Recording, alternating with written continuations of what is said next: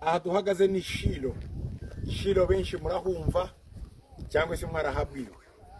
Mu gitabo cya Yeshuwa iyo turebye ku bice 18 ndetse no muri Samweli, igitabo cya mbere cya Samweli igice cya mbere, wareba no mu gitabo cya Zaburi no muri Yeremiya, Ishilo haravuga. Ijambo rya mbere Shilo turisanga mu gitabo cy'Itangiriro, aho Imana yavuga kuri Dawudi ko azaba umwami, ko muri we hazava ubwami, hanyuma arangiza n'ijambo rivuga ngo Shilo. Shilo rero aha ni ubuturo bw'Imana, niyo Isirayeli ubwa mbere yashize umujyi mukuru wa aho basengeraga. Aha mbere y'uko Yerusalemu habaho hari Shilo. Igihe Yoshua yambukanye n'imiryango ya Isirayeli, baraza ahishiro aba ariho bashira ibirindiro byabo, kuko ni mu gice cya Efraimu ni naho Yoshua mwene Nuni yarari, nawe nuwo kwa Efraimu. Bashinga ihema ry'ibonaniro ryahagize imyaka 369.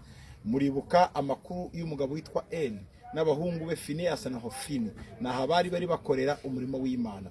Muri icyo gihe bamaze gukora ibyaha, bene Eli Abisirayeli batangira gutinya kugaruka hano Ishilo. Igihe cyarageze rero, umugabo umwe yakomeje aza, nubwo hari amagambo n'ibihuha byinshi, witwa Elukana, arazazana n'umugore we Penina, n'undi mugore yari afite wa kabiri witwa Hana ntiyabyaraga. Aha Ishilo duhagaze, aho mubona aya mabuye ndetse aka gace, aha niyo yari ahagaze Hana asenga ngo Imana imuhe Samweli, hanyuma Imana iramwibuka. Aha niho Abisirayeli baboneye gakondo yabo, babona ibihugu, kandi aha niho Isirayeli yabashije gufata ibihugu byinshi cyangwa se ibice byinshi babifatiraga bavuya.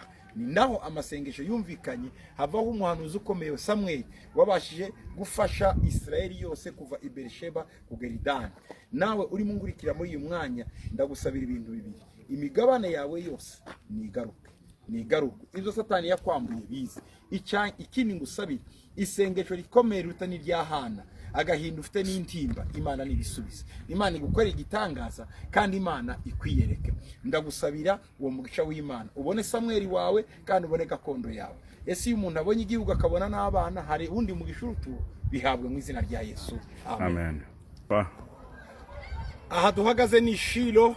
Ndagira ngo murareba aha inyuma yanjye, iyi nzu imeze nk'ubwato. Iyi nzu yubatswe n'umugore w'umunyamerika kazi witwa Hana, yari kumwe n'umugabo we, batuye muri Florida muri Amerika. Bari bafite ikibazo cyo kutabyara, bagize imyaka hafi 10 irenga nta mwana. Hanyuma baza hano Ishilo kugira ngo basenge Imana. Bamaze gusenga basubiye mu mwaka utaha barabyara. Imana ibagirira neza, barera wa mwana bamwita Samweli.